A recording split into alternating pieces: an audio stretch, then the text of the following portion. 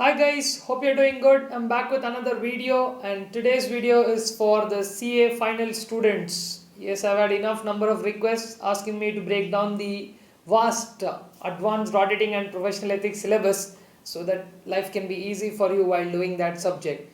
So today's effort is all about that, where we're going to break the syllabus into 5 parts, and then we are also going to analyze the weightage from the last 2 exam papers of May and November 2019, and then we'll try and understand which chapter deserves how much importance.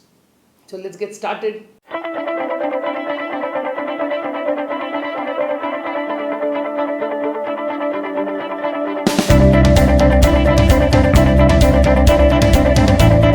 Okay, so there you see the syllabus breakup. I've broken the syllabus into 5 parts so that we can discuss and analyze which part deserves more and which part deserves less importance, because this is kind of very serious when it comes to preparation, and accordingly if you frame your timetable, it will be easy for you to finish things. You don't have to worry that audit is a vast subject and all that. There is a particular way how you go about handling it. We are going to discuss about it now. And also ICA's pattern of marking has also a bearing with these 5 parts.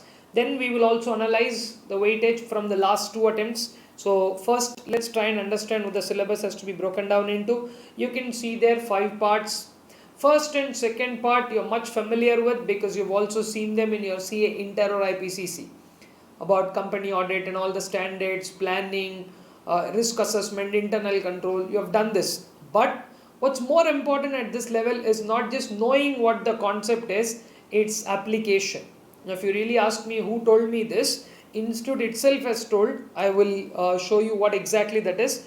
But first try to understand that there are 16 chapters which are being broken down into 5 parts. Part 1 consists of all the standards and guidance note right from the beginning to the end, all standards from the 200 series to the 800 series. Then audit strategy and planning and execution, risk assessment and internal control, and 7 series of the audit reports, everything included. Then we've also included the audit in automated environment in this part. It hardly has 4 or 5 questions, so nothing really to worry about them. Just have a glance because that does have a 4 marks to 5 marks weightage compulsorily. And then jumping on to part 2 is totally about company on company related stuff. So company audit sections 138 to 149, corporate governance and LODR regulations obviously, and audit of consolidated financial statements and liabilities of auditor if any, small parts there also. But what you need to understand is these two, according to the institute, this part is worth 25 to 40% of the marks, and this is around 15 to 20% of the total marks. This is from the initial weightage patterns released by the institute. Have they stuck to it or not? We will analyze the last 2 exam papers and see that. Now part 3 is not a very favorite part for students, I know, because there is a lot of theory. So how to really handle part 3 I will discuss with you, because there are banks, insurance companies, NBFCs and fiscal laws, that is tax audit and GST audit. Now this part also has a 15 to 30% weightage, but that's too high as the institute has quoted, but we will see what happened really in the exams. Part 5, I'm coming to that, but before that, small aspects are there in part 4, where all other miscellaneous audits, internal audit, management audit, operational audit, peer reviews, PSU audits, I've put up all of them here, which also have a 10 to 20% weightage. So does part 5 alone, which has again a 10 to 20% weightage. So that makes it very clear on how to break your syllabus up, because when you take it in groups, each group you can finish, or if you're really keen to leave a group, I will give you that option in last, but you know what, I will give the option also as, so just hold on there. This is how first you break up the syllabus, and then allocate more of your study time on part 1 and part 2, because if you're very good at that, then you are going to get good marks in audit, because audit is not just about knowing or understanding anymore, it's about application. As I told you, institute has released this note in the past, how your skills are going to be assessed. Most people don't concentrate on all this. is simply study something and go to the exam. No, here is a very, very important thing to pick up. They're saying at final level, that too exclusively for audit, based on your comprehension and knowledge, that is how much did you understand, we are going to test you only 20 to 35%. And are you going to put me into some situation and make me do a problem or something like that? That is only again another 10 to 20%, wherein they're going to evaluate the final results, which is more a problematic paper story. But sir, where are they going to test us in detail? In detail, 45 to 70% of your skill is going to be tested on analysis and application.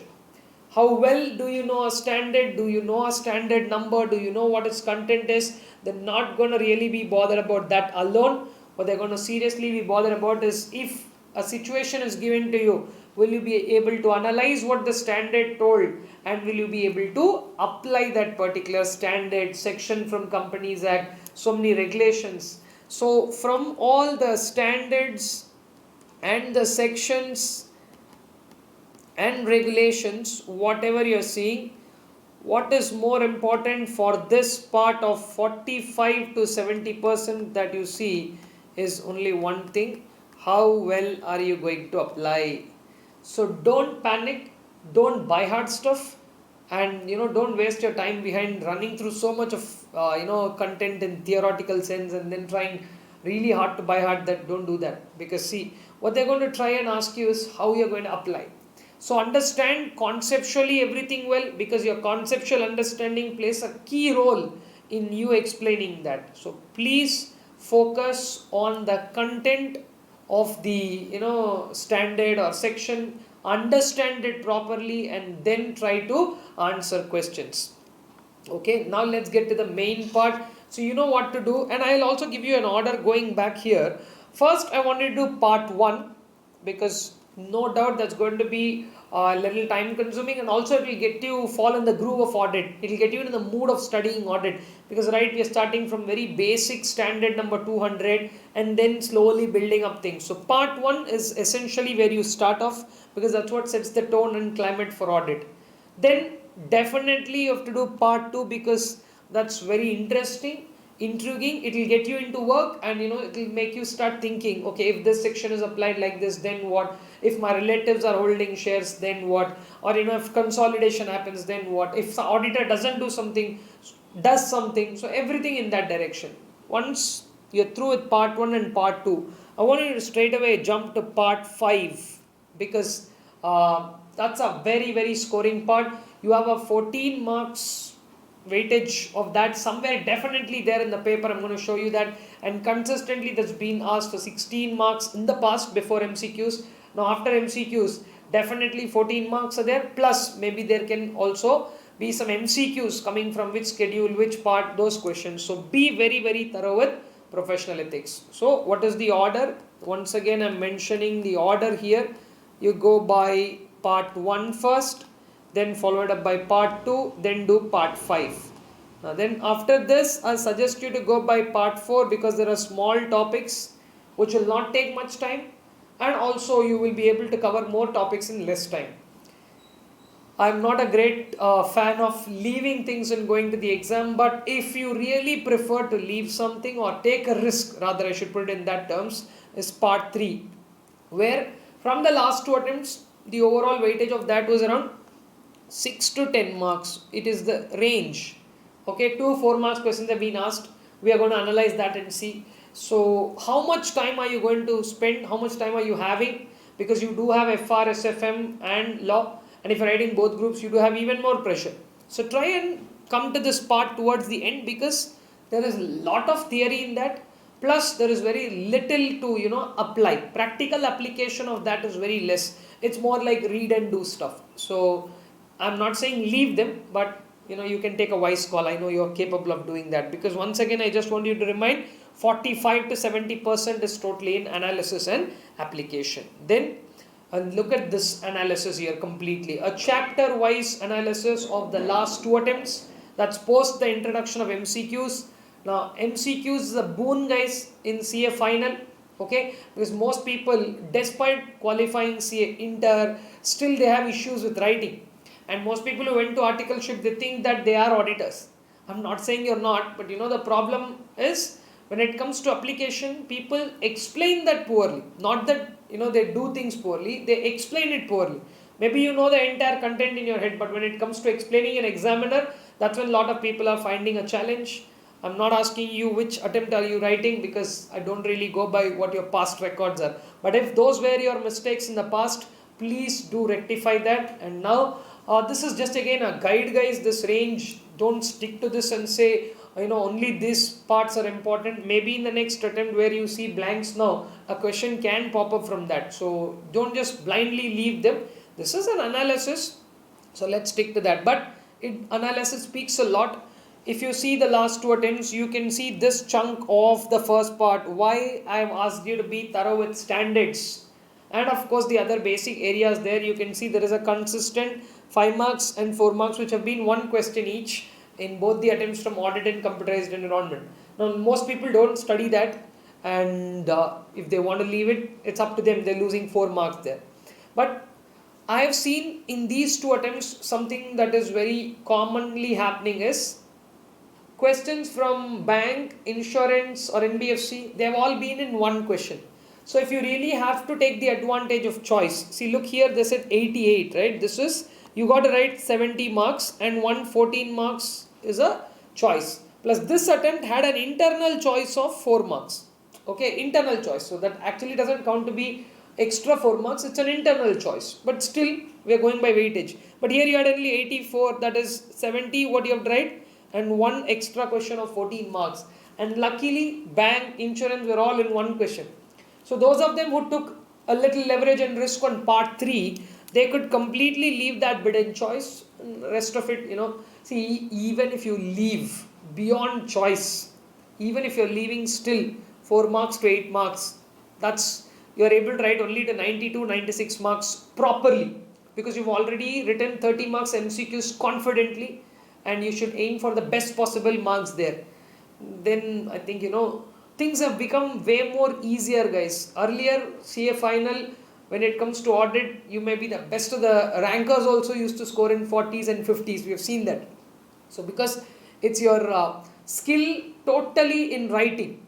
So you have to be on point in the answer. You have to quote the correct section, correct standard, be elaborate about what is being asked, and conclusion should be written properly. I've also had a paper presentation video for CA final audit. So obviously I'll give you the description.